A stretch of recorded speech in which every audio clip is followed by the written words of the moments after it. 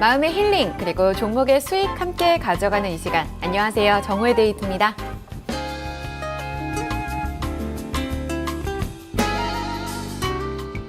나이가 드니 웬만한 일엔 화도 기쁘지도 않을 때가 많습니다.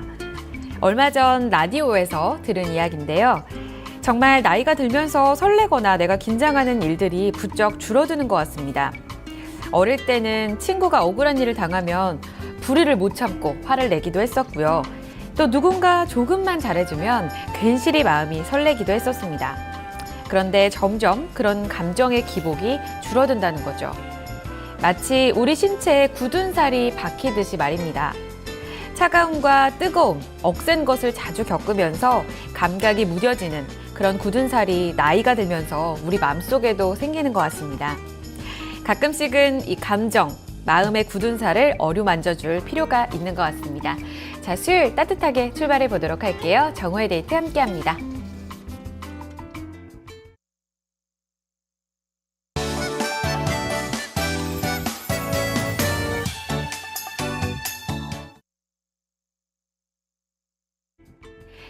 네, 2015년 4월 29일 수요일 정호의 데이트 인사드리겠습니다. 자, 오프닝처럼요. 여러분들도 내가 어느샌가 참 감정이 무뎌지고 있다라는 생각 해보실 때 있지 않으신가요? 저는 참 기쁨도 잘 느끼고 울기도 참 잘 울고요. 감동도 참 잘 받는 편이거든요. 그런데도 불구하고 가끔씩 너무 힘들 때 있잖아요. 내 사는 것 자체가 너무 힘들어질 때가 가끔 오는데 그럴 때는 아무런 감정도 안 들고 내가 진짜 무뎌지고 있나? 이런 생각이 들 때가 있습니다. 그냥 먹고 사는 게 다야 라고 어르신들이 말씀하셨던 그 말이 지금 또 생각이 나는 것 같습니다. 감정의 굳은 살, 마음의 굳은 살 오늘 이렇게 좀 말랑말랑하게 어루만져주는 그런 수요일 보내셨으면 하는 마음에서 오프닝 이야기 꺼내봤습니다. 자, 오늘 종목 상담과 여러분들의 사연들 함께 어루만지는 그런 정호의 데이트 1시간 보내실 텐데요. 참여 방법부터 함께 하겠습니다. 이토마토.com 들어오시면 저희 아자아자 게시판 있습니다. 변함없이 클릭 후에 이야기 남겨주시고요. 문자로는 샵 2828로 보내주세요. 전화로도 참여 가능하시죠? 02325-8200번 오늘도 많이 전화 주시기 바랍니다. 자, 오늘 종목 상담을 문의 주시면은요, 아마 세 분의 전문가께서 열심히 상담을 도와드릴 겁니다. 자, 최수창 전문가, 전정현 전문가, 메리츠온금증권 이재우 차장 세 분과 함께 하겠습니다. 자, 오늘 정호의 데이트 게시판에서 미리 저를 반겨주시는 분들이 참 많으신 것 같아서 빨리 오고 싶었습니다. 인사부터 나눠보도록 하겠습니다. 자, 오늘 함께 하시는 분들이에요. 은하수님 일찍 남겨주셨다. 정호의 데이트 신청합니다. 따뜻한 차 한 잔 드립니다 하셨어요. 여행을 마치고 돌아오셨다가 4월 말엔 다시 제주도 가신다고 자랑해 주셨었는데 언제 떠나시나요? 내일 가실까요? 너무 부럽습니다. 냄새를 잘 보는 소녀님도 함께하고 계시네요. 안녕하세요 라면서 이 앞전에 레전드 때도 참여해 주셨던 댓글 인사를 나눠보도록 하겠습니다. 그리고 마로니의 입새를 보면 님도 함께하고 계시네요. 정호의 데이트 출석합니다. 점심 먹고 커피 한잔 하려고 해요 라고 남겨주셨습니다. 역시 12시 정호의 데이트는 커피가 안성맞춤인 것 같아요. 그리고 고강현 팬클럽 회장님께서도 안녕하세요. 따뜻한 커피 한잔하기 딱 좋은 날씨인 것 같습니다. 라고 해주셨어요. 봄비가 내릴 줄 몰랐는데 또 이렇게 갑자기 주 중반에 적셔주고 있습니다. 전국적으로 좀 내리는 것 같아요. 어떻게 보내고 계세요? 아하님도 정호의 데이트 안녕하세요. 라고 남겨주셨고요. 프리덤 9999님, 희재앵커님 시간이네요. 라고 남겨주셨습니다. 네, 반갑습니다. 별아별아님도 정대 출석해요. 희재님 반가 남겨주셨네요. 반갑습니다. 별아별아님. 그리고 오늘 라면이 생각난다고 하시는 분들이 계시네요. 맞아요. 비 오는 날엔 역시 커피보다는 라면이 더 당기는 그런 날인 것 같습니다. 체리 농사꾼님도 지금 인사 남겨주시는 것 같은데요. 출석합니다. 정시예요. 비가 내리는 날이면 제 보유 종목도 내리는 이상한 징크스가 오늘도 딱딱 들어맞네요. 옛 추억이 살포시 떠오르는 오늘. 희재 씨 어떤 이야기로 힐링해 줄 건가요? 라고 남겨주셨습니다. 오늘도 이야기 많이 준비되어 있습니다. 종목이 내릴 땐 잠깐 그래 너 올라갈 때까지 이 언니가 이 오빠가 좀 기다려준다 라고 생각하고 좀 마음을 먹어보시는 게 어떨까요? 참 이럴 때 마인드 컨트롤 안 되는데 정호의 데이트에서 도와드리겠습니다. 그리고 영화 보는 날님, 여행은 인생의 영혼의 비타민이래요 라면서 여행 가고 싶으시다고. 저도 진짜 가고 싶어요. 황금 연휴 이용해서 한번 다녀오시면 좋을 것 같은데요. 투카스님, 데니도님 안녕하세요 남겨주셨고요. 세미 오빠님도 세미님께 오빠가 있으셨나요? 어떤 오빠신가요? 안녕하세요. 예쁘고 귀여운 희재앵커님 방송 매일 보지만 게시판 참여 또 처음이에요 라고 남겨주셨습니다. 반갑습니다. 환영할게요 세미 오빠님. 그리고 신나는 곰님께서도 함께하고 계시고요. 칠봉이님도 지금 오셨네요. 기분도 말랑말랑, 몸도 말랑말랑, 맞아요. 감정도 말랑말랑하게. 요런 날은 좀 멜랑꼴리하게 조금 감수성 젖는 그런 이야기를 많이 해야 될 것 같습니다. 오늘 많이 들려드릴게요. 자, 종목 상담으로 하나씩 출발해 보도록 하겠습니다. 자, 지금 전화 주신 종목은 날씨와 좀 무관하게 잘 가는 종목이었으면 좋겠네요. 첫 종목 받아보도록 하죠. 안녕하세요. 네, 시청자님 안녕하세요. 제가 너무 흥분된 마음으로 전화를 받고 싶어서 시청자님을 열심히 외쳤는데 지금 게시판 종목으로 첫 출발 해보도록 하겠습니다. 차피디님께서 깜짝 놀라셨을 것 같습니다. 6439님의 종목 볼게요. 테라세미콘 가겠습니다. 자, 19,100원에 들어가셨고요. 30% 비중을 담고 계신 우리 시청자님의 사연입니다. 첫 종목은 지금 손실을 좀 보고 계시는 우리 시청자님입니다. 테라세미콘. 이 종목이 연말 이후로는 계속해서 좀 밀리고 있는 양상입니다. 3월 때 고점이었었네요. 자, 지금 단기적으로 좀 밀린 거 잘 회복할 수 있을지 여쭤볼게요. 최수창 전문가 의견 듣겠습니다. 전문가님 안녕하세요. 네, 안녕하세요. 반갑습니다. 네, 반갑습니다.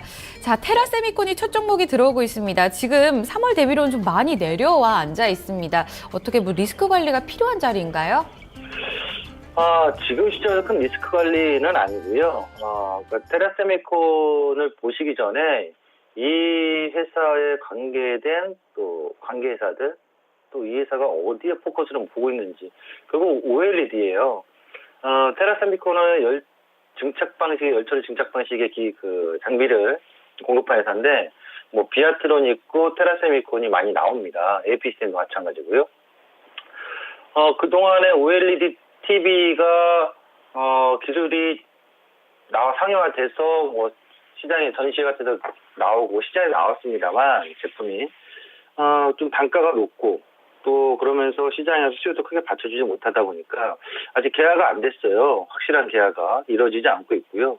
그 이전에 이제 킨다폼 TV라든가 이런 TV가 나오고 있는 건데 이 OLED TV 쪽이 분명 앞으로는 차세대 디스플레이 쪽이라서 전망은 밝다. 그렇다면 그 관련된 부품사 또 장비 회사들은 저는 계속 주목을 좀 해야 된다고 봐요.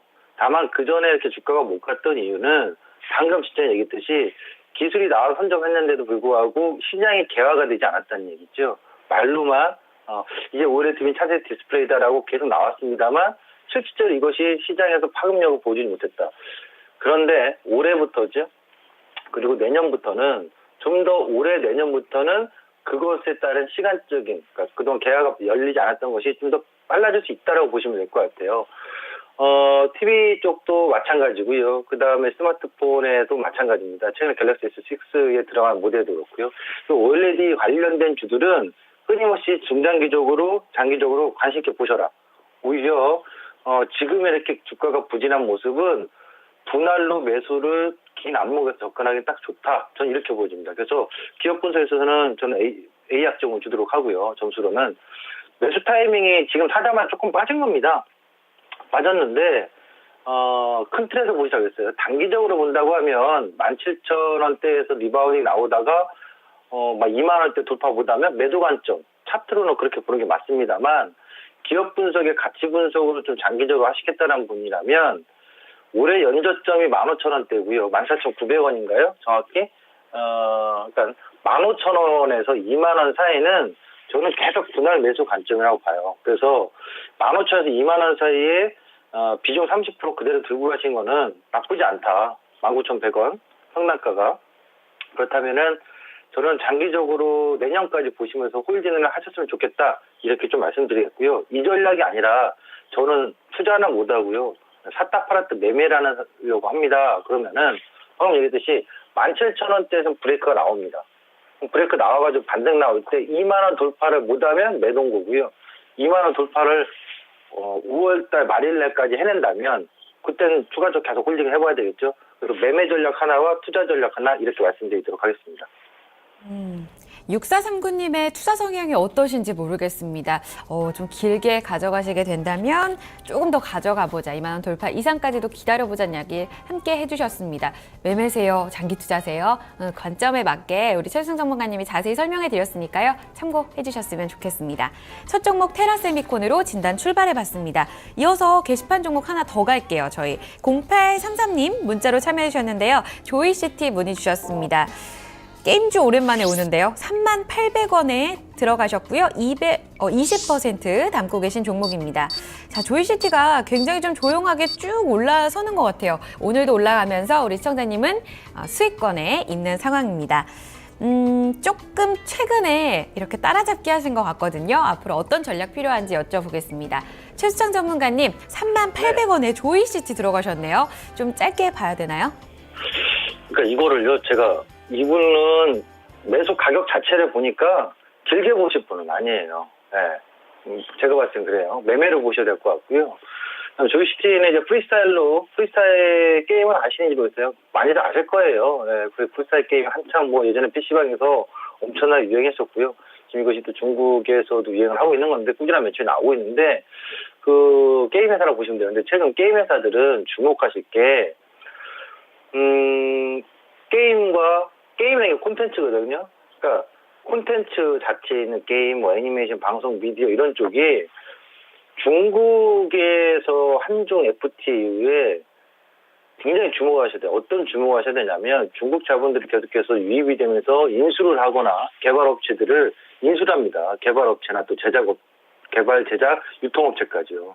그러니까 지금 우리 한국의 이런 게임 업체들이 그동안에는 사실 그 중국 업체들이 한국의 게임을 받아다가 중국 시장에서 유통하는 그런 형태였다면 이제는 갑을 관계로 좀 치자면 중국 자본이 워낙에 커져서 한국의 을관계로 밀려날 수도 있다라는 위기감이 있어요.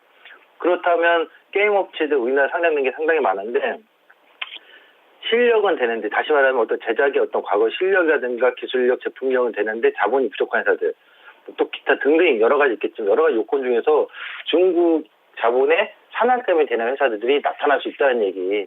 뭐 그건 제가 어떤 회사들인지 지금 시점에서 공개할 수도 없고 또 알지도 잘 못하고 언제든지 그런 가능성이 있다라는 환경을 여러분들 참고해 주시고요. 조이시티 같은 경우는 지금 제가 기술적으로 설명을 드리면 장기적으로는 어떨지는 너무 많은 시간이 필요해서 그 정도만 참고를 좀 해주시기 바라고. 기술적으로는 지금 자리 매수는 아니죠. 주봉상 보시면 2012년도, 13년도, 14년도, 2012년도 최고점 4만 원대를 넘어갔을 때 매물대가 상당히 높아요. 그러니까 이 조이시티는 주봉상 보시면 4만 원이 강력한 매물대라서 단번에 그 자리에 돌파해내기가 어려울 것이다. 두 번째는 작년에 연초에 고점이 나왔을 때 직전 고점이 32,000원대입니다. 직전 고점에서 지금 2달 가깝게 오르락내리락 하고 있거든요. 그렇다면 32,000원을 넘어설 수도 있는 거 아니냐. 넘어서면은 이 조이시티는 분명 36,000원에서 4만 원의 강력 저항을 받을 겁니다. 차익 실현이 나올 거란 얘기죠. 아니면 지금 전고점에 대해서 차익 실현에 대한 부담을 갖고 있기 때문에 쉽게 돌파를 못하고 있다. 따라서 제가 보기에는 32,000원을 한 번쯤 자꾸 이렇게 넘어갔다 오고 하는 모습은 보일 수 있겠습니다만 그것을 크게 욕심낼 자리는 없다. 다음 목표가가.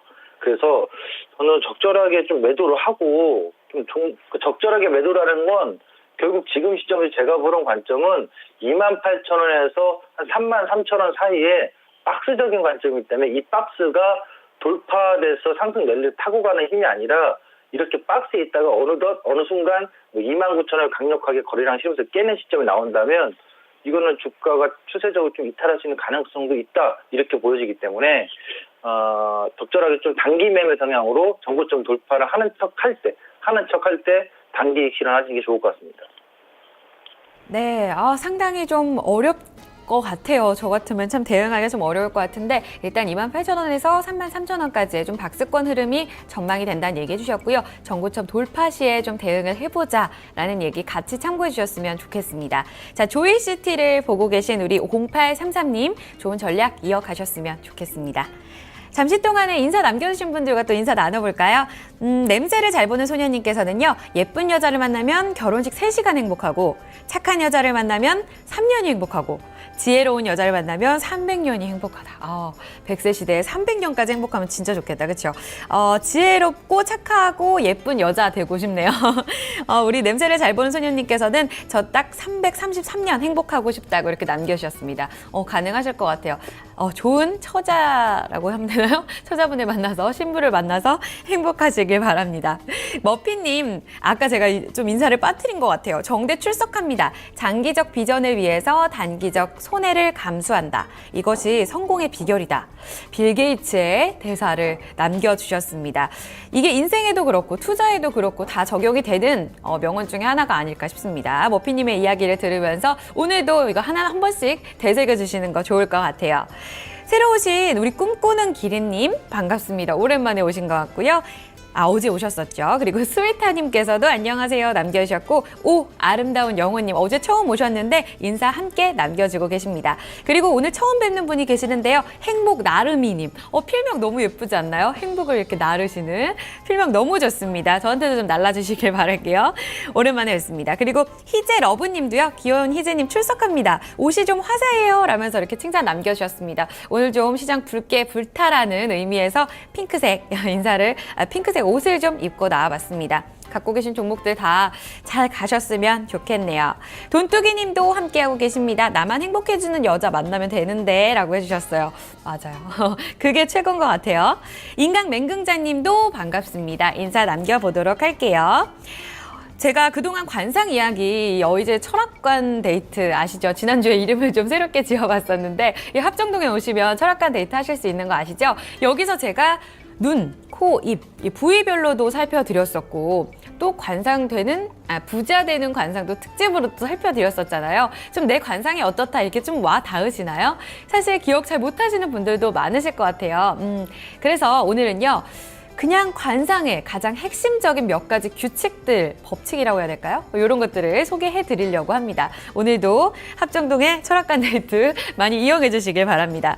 저는 일단 뭐 기억난다 하면은 눈꼬리가 올라가거나 입꼬리가 올라가면 좀 복이 온다고 해가지고 제가 또 눈꼬리랑 올라갔잖아요. 그래서 이런 나한테 좋은 얘기만 기억이 좀 남더라고요. 아마 시청자분들도 개개인별로 남으시는 내용들이 있으실 것 같습니다.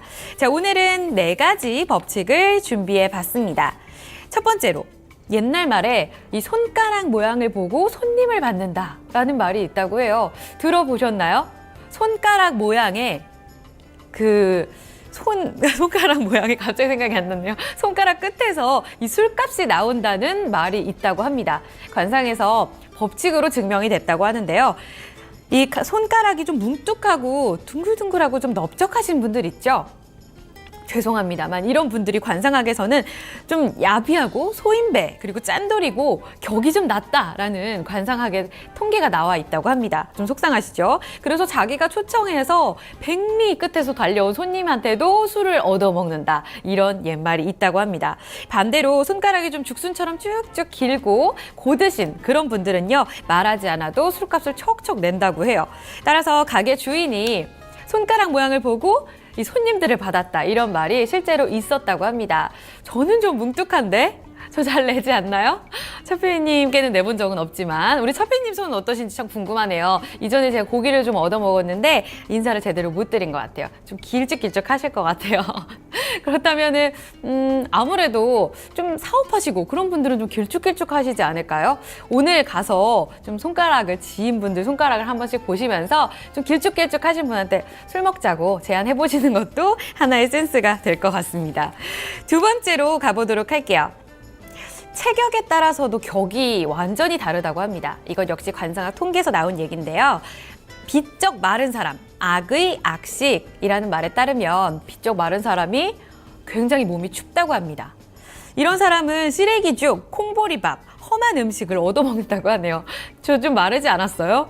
잘 얻어먹는 것 같은데 이런 거 좀 통계에서 벗어난다고 믿고 싶습니다.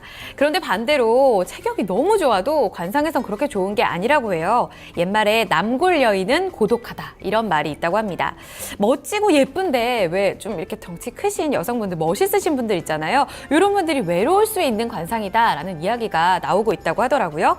따라서 너무 커도 너무 말라도 안 되고 이 살과 뼈의 비율이 중요한데 이게 딱 50대 50으로 맞아야 관상에서는 최고라고 여긴다고 하네요. 이런 부분들도 같이 참고해 보시면 좋을 것 같습니다. 세 번째 법칙으로 좀 넘어가 볼게요.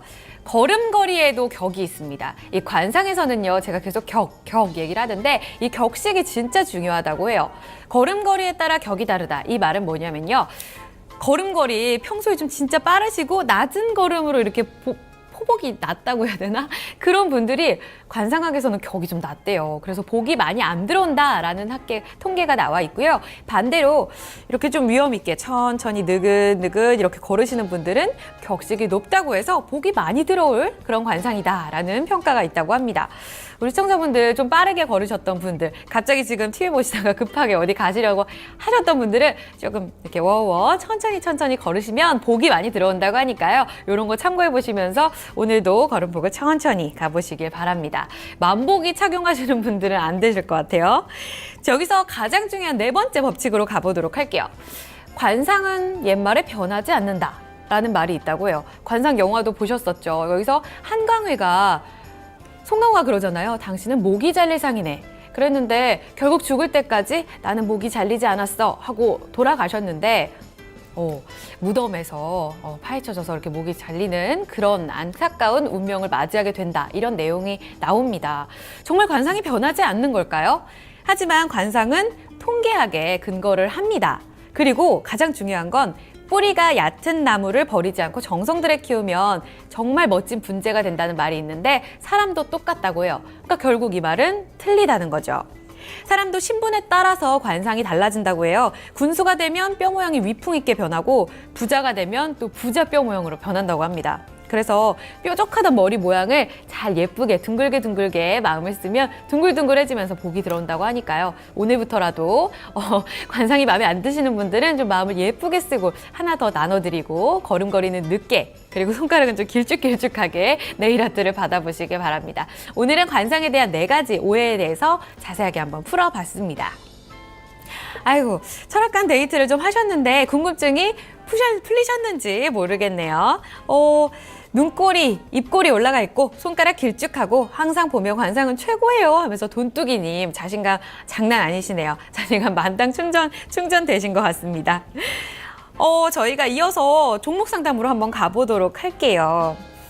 관상 이야기 했다가 이제 바로 종목 상담. 지금 보니까요. 문자로 참여해주신 분들 오늘 상당히 좀 많으시네요. 문자 상담 하나씩 좀 해결 도와드리겠습니다. 자, 현대중공업 보겠습니다. 8609님 어제 문자 주셨는데 오늘도 문의 같이 주셨네요. 반갑습니다. 18만 5천 원에 15% 들고 계십니다.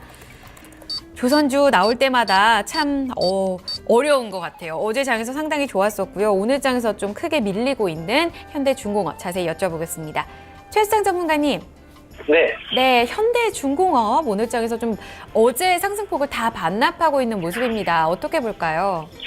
제가 이 시간을 통해서던가요? 삼성중공업을 진단을 또 한 적이 있을 거예요. 그때 삼성중공업에 매수하셨던 분이 19,000 몇백 원이실 텐데 제가 연저점에 좀 이탈할 수 있기 때문에 삼성중공업을 매도했으면 좋겠다라고 말씀드린 적이 있거든요.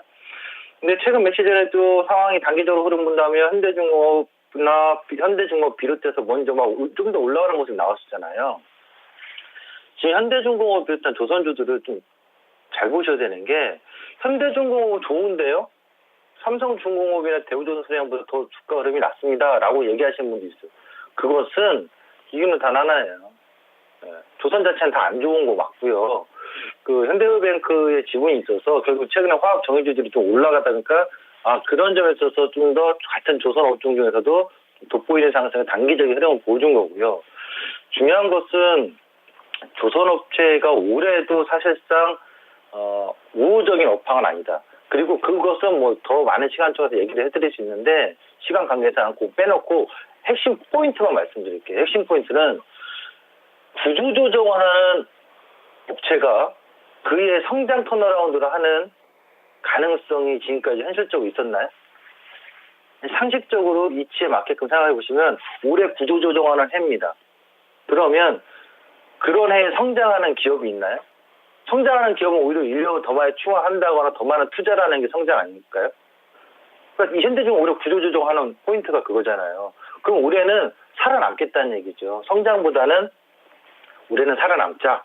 그래서 안 좋았던 이익을 최소화시켜서 최선의 방어를 해서 좀 이익을 좀 극복해보자. 개선시켜보자. 그게 올해 포커스라면 주가도 그 이치에 맞게끔 설명을 드리자면 올해 주가가 폭발력 있게 20만 원, 25만 원, 30만 원 가는 해가 아니라 잘해야 밑으로 더 이상 밀리지 않은 범위에서 살아나는 국면 정도? 그렇다면은 3분기, 4분기 갔을 때 아이고야 올해 현대중공업 그나마 좀 개선이 됐구나라고 한다면 뭐 주가가 다시 15만 원대, 16만 원대 와 있을지 몰라도 그 이상을 강력하게 돌파할 수 있는 모멘텀은 부족한 게 아닌가. 그래서 조선주들은 올해 살아남는 게 목표고 실적 개선이라기보다는 실적이 어느 정도 작년부터 악화되지 않는 범위에서 방어적인 수준으로 보셨으면 좋겠다. 그렇다면 주가도 방어적이고 보수적인 접근을 하시는 게 맞다. 이렇게 보이기 때문에 지금 매수하신 분이 장기적으로 보셨다.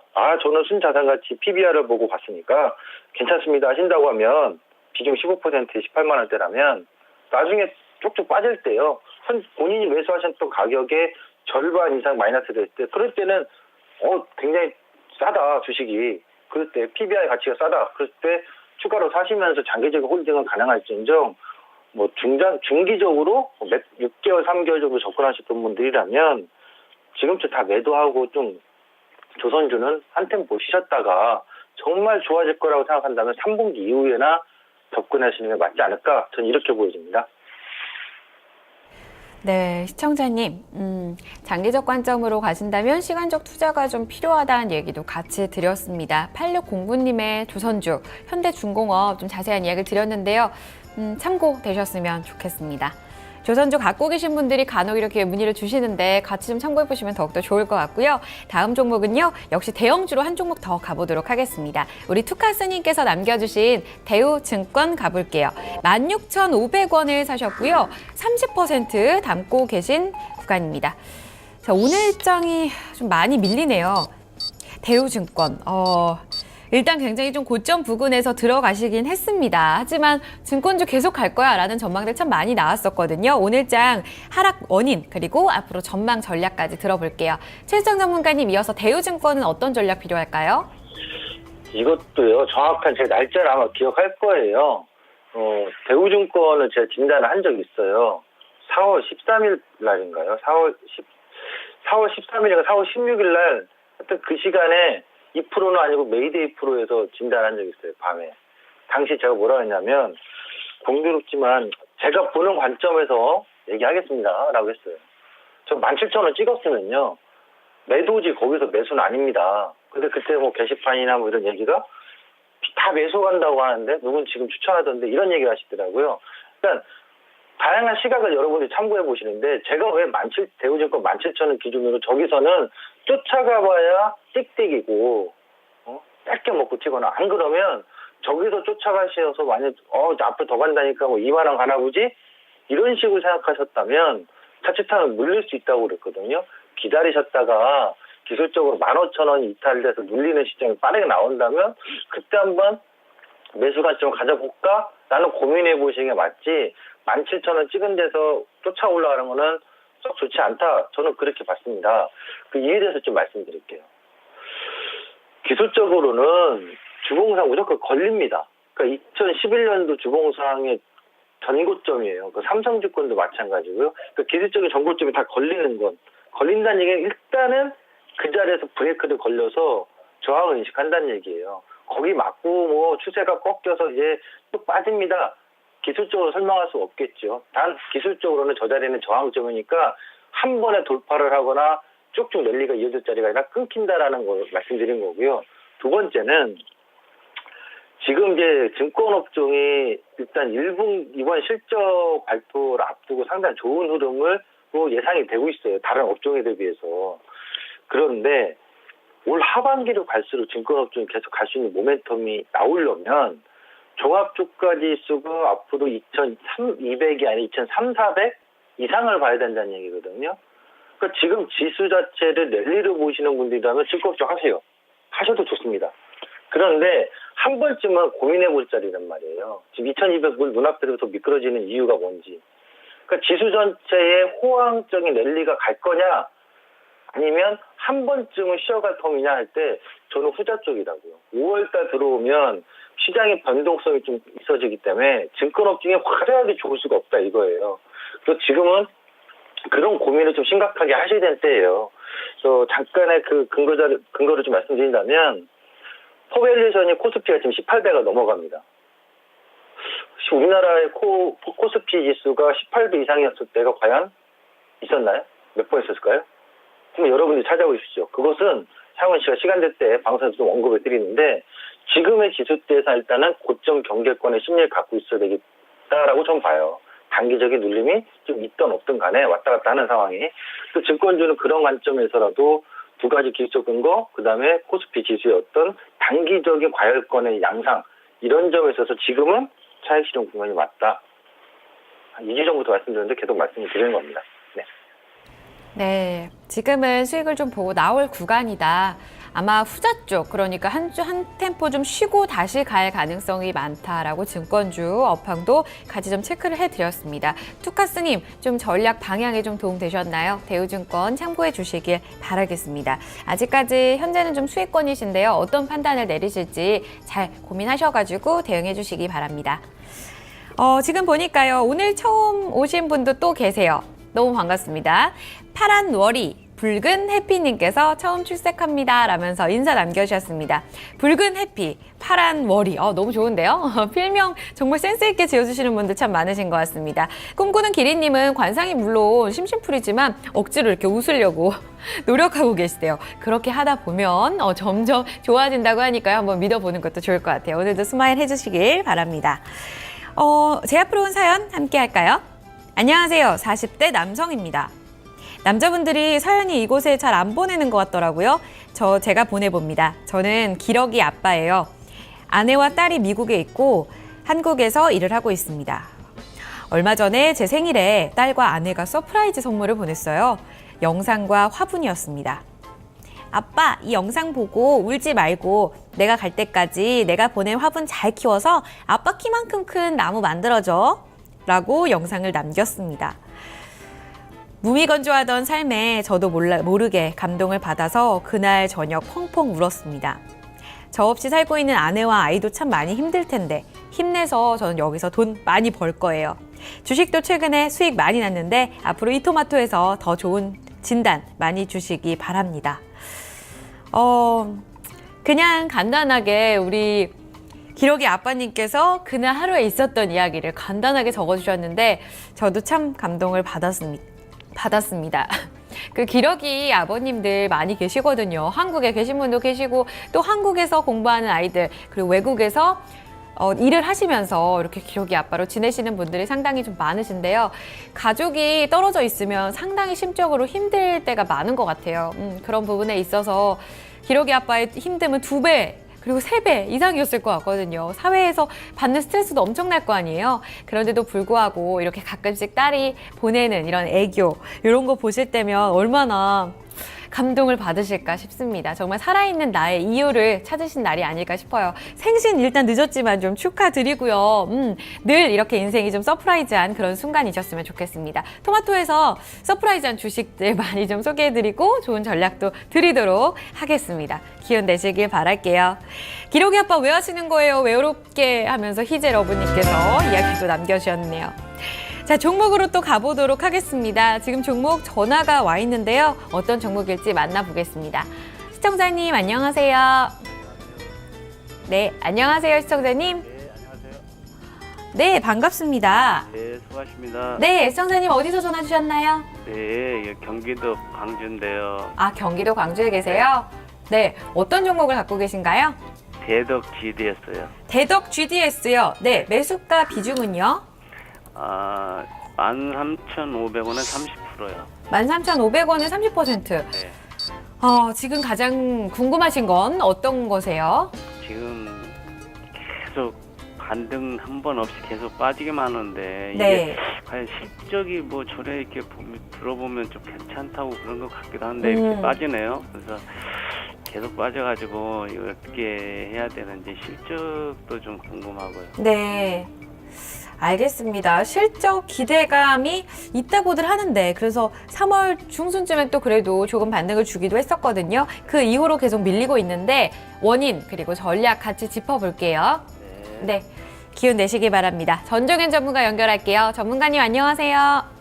예, 안녕하십니까. 네. 네, 대덕 GDS 왜 빠질까요? 그리고 어떻게 잘 들고 가야 될까요? 사실 그 예상 실적으로 보면은 저평가된 거 아니냐, 지금 그런 생각을 이제 가질 수가 있습니다. 분명히 이제 그렇게 볼 수 있죠. 왜 그런 거 아니, 예상 컨센서스 대비해가지고 지금 한 8배 정도 수준이죠. 금년도 기준으로. 그리고 뭐 1분기 실적 영업이익 같은 경우도 한 50억 정도 컨센서스는 나와 있고, 자, 그렇다면은 이거 뭐 주가가 이렇게 밀릴 일이 없는데, 이런 생각을 할 수 있는데요. 근데 이제 문제는 IT 쪽과 같은 이런 쪽들이 아무래도 그 환율 하락에 따른 직격탄을 지금 현재 맞고 있는 거죠. 그래서 그 부분이 혹시라도 2분기라든가 이런 측면에서 좀 마이너스 요인이 나올 수 있고요. 그리고 지금 1분기 자체도 예상 컨센서스 대비해서 환율이 이런 상황이라면 좀 예상보다 못하지 않겠느냐. 그런 측면이 작용이 되는 겁니다. 그러니까 업종 자체에 환율로 인한 마이너스 요인이 작용이 되는 측면이라고 봐야 될 것 같아요. 그 측면이 가장 큰 마이너스 요인입니다. 지금 시청자님은 그 13,500원이죠. 그 가격에 비중이 이제 꽤 돼요. 그러니까 사실 이럴 때 참 답답합니다. 이게 분명히 이제 실적은 괜찮은 것 같은데 추세가 무너져가지고 참 어려울 수가 있는데, 이때는 저는 그런 전략을 쓰라고 말씀드릴게요.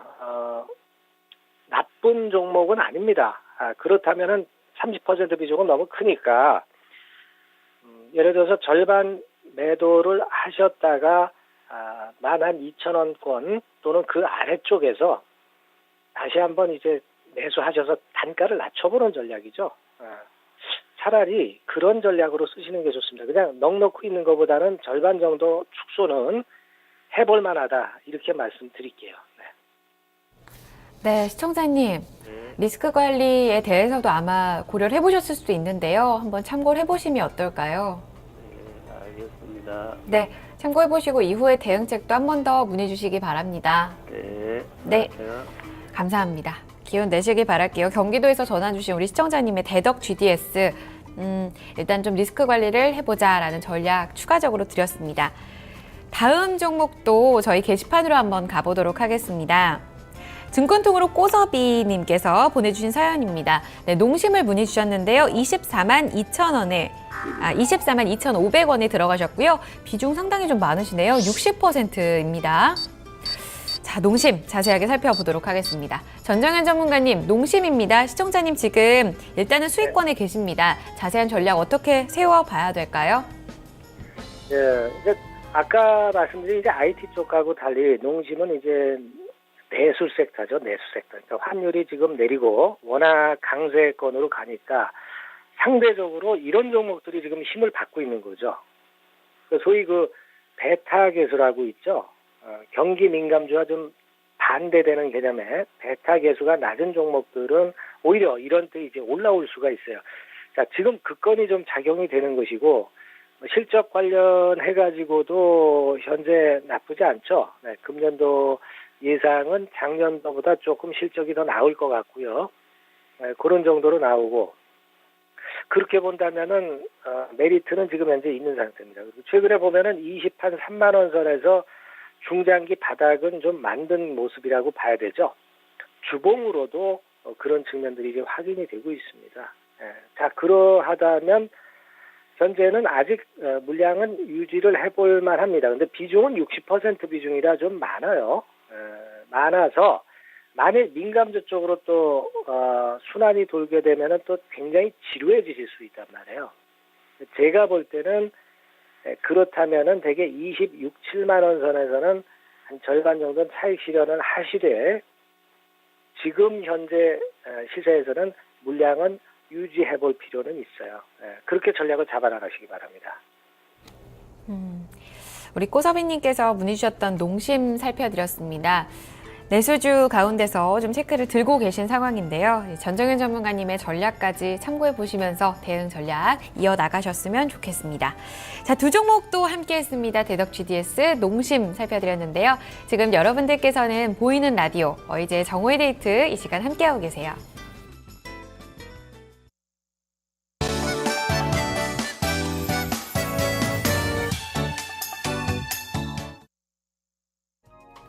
네, 수요일 오감 만족 데이트 함께 하겠습니다. 수요일에는 추억의 이야기들 함께 공유를 해볼까 하는데요. 오늘은 학교 다닐 때 봄과 가을에 꼭 한 번씩 가는 1년에 딱 한 번의 행사가 있죠. 바로 수련회에 대해서 기억을 좀 되짚어 볼까 합니다. 초등학교나 중학교, 고등학교 때 한 번씩은, 그러니까 매년 거의 가는 행사죠. 연례 행사 중에 하나가 바로 이 청소년 수련회인데요. 의기투합이다 뭐다 해가지고 가면 진짜 힘든 거 많이 하잖아요. 그런데도 지나고 나면 정말 기억에 남는 그런 추억 가운데 하나가 아니었나 싶습니다. 여러분들의 수련회 기억은 어떤 것들이 또 남아있는지 많이 이야기들 남겨주시기 바랍니다. 먼저 수련회에 대한 일정, 그 전날부터 이렇게 흐름을 되짚어 보면요. 그 전날부터 상당히 분주해집니다. 엄마께서 수련회 간다고 초등학교 때는 맛있는 간식들 잔뜩 사주시고요. 꼭 그 안에는 이렇게 귀 밑에나 멀미하게 하나씩 들어있습니다. 왜냐하면 다른 지역마다 조금 다르겠지만요. 수련원 하면은 일단 교회에서 좀 벗어나서 지방 쪽으로 갈 때가 참 많았는데 그래도 한 2시간 남짓은 달려야 가잖아요. 그래서 멀미약을 항상 복용하고 떠났던 그런 기억이 나는 것 같습니다.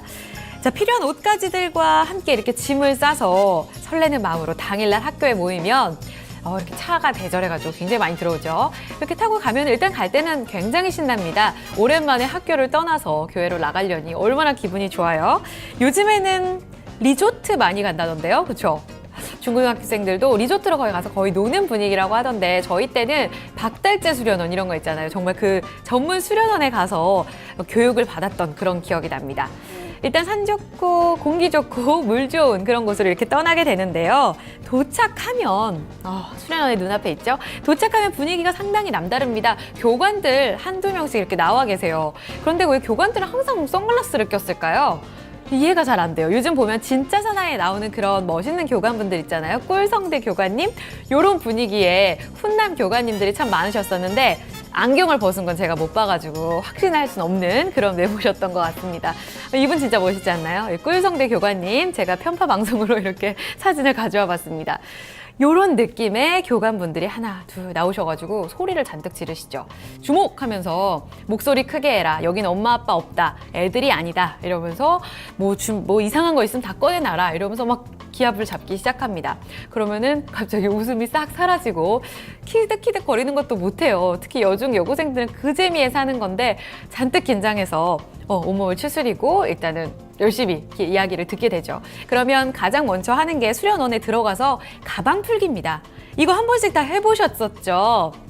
가방 안에 술, 담배, 안 좋은 거, 해로운 물질 있는 사람 다 꺼내놓으라고 맨 처음에는 자백을 시킵니다. 그러면 누가 꺼내나요? 그죠? 가만히 있습니다.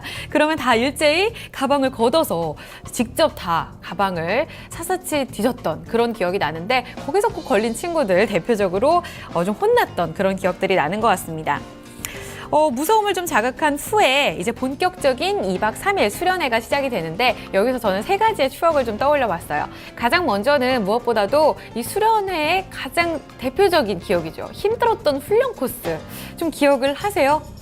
진짜 놀러 가는 건 좋은데 토끼띠 계속 하잖아요. 엎드려 뻗쳐. 그리고 조금만 목소리 안 나도 바로 기합받고요. 진짜 군대 같았던, 물론 군대 다녀오신 분들은 장난하냐고 뭐라고 하실 수도 있는데 그런 기억들이 저한테는 남아있어요. 그리고 산 탈 때도 진짜 높이까지 갔다 내려오고 래프팅을 한번 하는데도 그냥 래프팅만 하면 되는데 이거 직접 보트를 들고 막 내렸다가 올렸다가 이거 했던 그런 기억들이 나는 것 같습니다. 암벽 등반도 자주 했었던 그런 기억이 나는데 이렇게 힘든 코스를 마치고 나면 관련 그 구내죠. 그 수련원 내에 있는 식당으로 일제히 들어갑니다. 그러면 밥이 또 엄청 맛있어요. 대신에 남기면 절대 안 된다고 또 이렇게 교관들이 두 분이 이렇게 딱 서 있습니다. 그럼 맛있게 다 먹고 두 번째 추억 남기기로 가죠. 바로 이틀째 밤입니다. 레크레이션 기억하세요? 이때 사회자분들 교관들이랑 물씬 다른 분위기잖아요. 진짜 재밌으신 분들이 많이 옵니다. 그리고 꼭 한 번씩 그 여중생 여고생 학교에서는 훈남 교관분들을 불러내서 이렇게 춤을 추면서 분위기를 돋구던 그런 기억들이 조금씩 나는 것 같아요. 그래서 여기에서는 뭐 핫한 가수들 장기자랑으로 며칠 동안 연습했던 학생들이 나와가지고 다 같이 장기자랑을 했던 기억이 나요. 저는 초등학교 4학년 때 수련회 갔던 기억이 나는데 그때 유피의 뿌요뿌요를 열심히 췄던 기억이 나는 것 같아요. 지금 들으면 진짜 옛날 가수긴 한데 참 기억이 나는 것 같습니다. 여러분들도 한 번쯤은 수련회 장기자랑 나가보셨죠? 끼를 분출할 그런 자리가 필요합니다. 그리고 나서 필수 코스 마지막으로 돌아가게 되면 바로 촛불 의식이죠. 요거 빠지면 진짜 섭하죠. 밤이 깊어지면 촛불을 하나씩 이렇게 하나씩 붙여줍니다. 그럼 다음 분한테 촛불을 붙여서 완성을 시켜요. 종이컵 안에 촛불을. 그런 다음에 생각의 시간을 갖게 되는데 사회자가 온갖 슬픈 이야기들, 어머님은 지금 고생을 하고 계신다, 이런 이야기들을 하면서 학생들이 눈물샘을 쏙 빼놓는 그런 기억들이 나는 것 같습니다. 저는 촛불의식 때 끝나고 나서 공중전화로 어머니께 전화해서 엉엉 울었던 그런 기억이 나는 것 같아요. 2박 3일의 수련회 이렇게 촛불의식을 마치게 되면 다 각자 방으로 들어가서 추억 쌓기에 들어가죠. 여러분들 기억 속에는 수련회 가장 재밌었던 기억 어떤 것들이 있으세요? 이 시간 같이 한번 추억해 볼까요?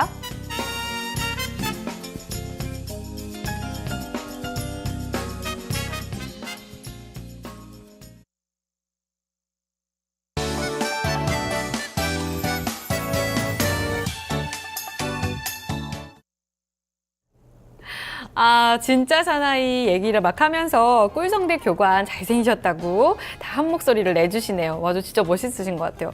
그리고 불러주세요 뿌요뿌요 하셨는데 큰일 납니다. 방송사고라서 제가 불러드리지는 못할 것 같고요. 대신에 종목 상담이 들어오니까요. 우리 시청자님의 고민을 해결해 드리겠습니다. 시청자님 안녕하세요. 네, 안녕하세요. 네, 반갑습니다. 예, 예. 네, 어떤 종목 들고 계세요? 선창산업이요. 선창산업. 예, 예. 네, 매수가 비중은요? 12,000원에 40%요. 12,000원에 40%요. 네. 시청자님 최근에 들어가신 거죠? 예, 예. 어떤 게 가장 궁금하신가요? 이게 사고 나서 그저께 한번 반등 쳐다가 또 이렇게 내려버리는데 이거를 들고 가야 되는지 걱정돼가지고요. 네, 알겠습니다. 지금 자리에서 사실 근데 팔기도 조금 저는 힘들 것 같거든요. 그러니까 반등 가능성이라던가 앞으로 전망 한번 자세히 들어보겠습니다. 예, 예. 네, 메리츠 종금증권 이재호 차장의 의견 듣겠습니다. 차장님 안녕하세요. 네, 안녕하십니까, 이재호입니다. 네. 자, 선창산업 계속 내렸다 빠졌다 하고 12,000원 부근에서의 움직임이 좀 오랫동안 지속되고 있거든요. 시청자님 좀 네. 정리를 할까 고민하시네요.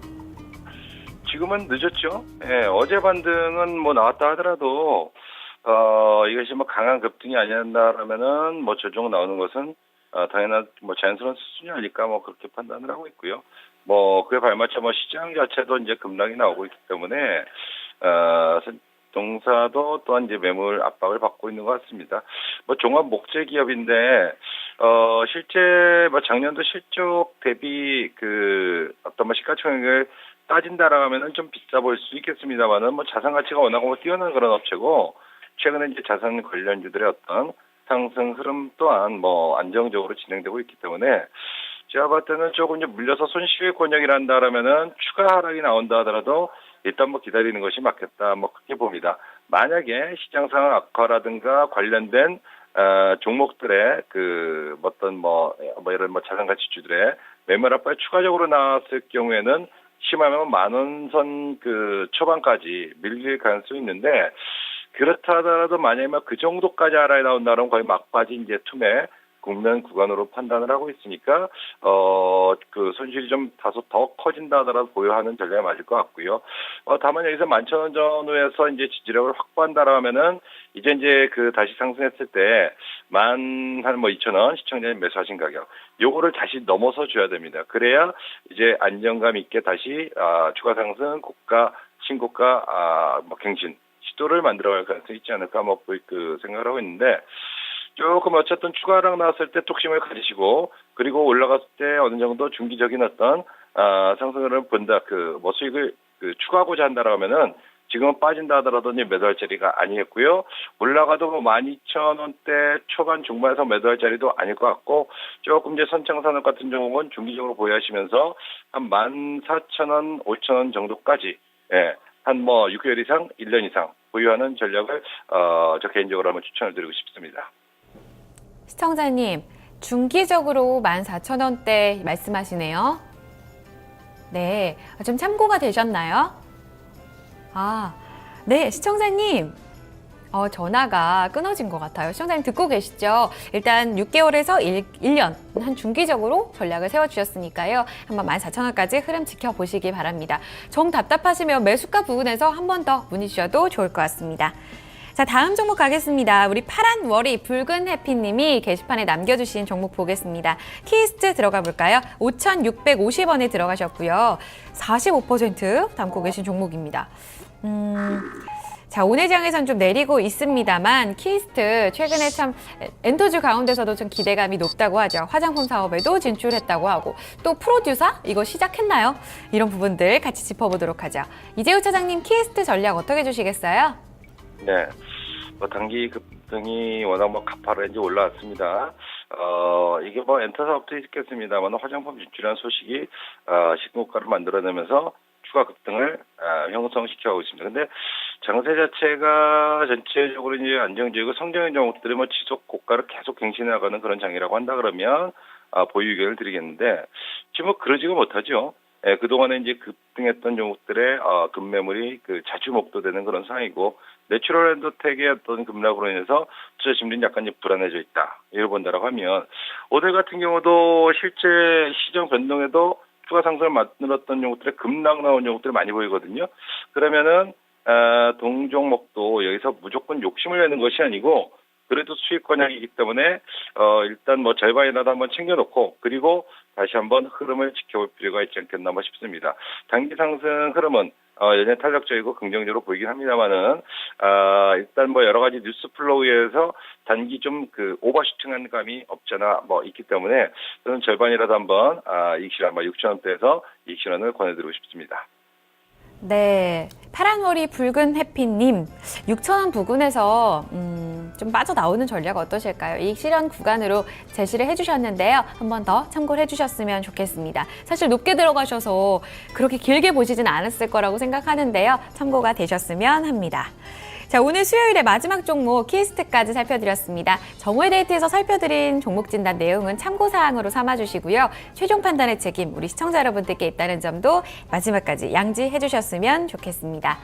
자, 1시간 동안 오늘도 추억 이야기도 같이 나눠봤습니다. 우리 차 PD님이 저랑 비슷한 기억이 좀 있으시네요. 이렇게 남학교에서 누가 이렇게 놀러 오나 했더니 차 PD님이셨나 봐요. 그쵸? 개구진 우리 차 PD님 추억까지 좀 잘 들어봤습니다. 자, 오늘 추억 이야기와 더불어서 여러분들 관상 이야기, 추억의 데이트 1시간 동안 열심히 달려왔습니다. 남은 2시간도 성공적인 투자 전략 이어나가시고요. 내일 목요일에는 남자와 여자 이야기도 준비되어 있는 그런 정오의 데이트 이어가 보도록 할게요. 저는 내일 12시 미리 가서 여러분 기다리고 있겠습니다. 내일 뵐게요.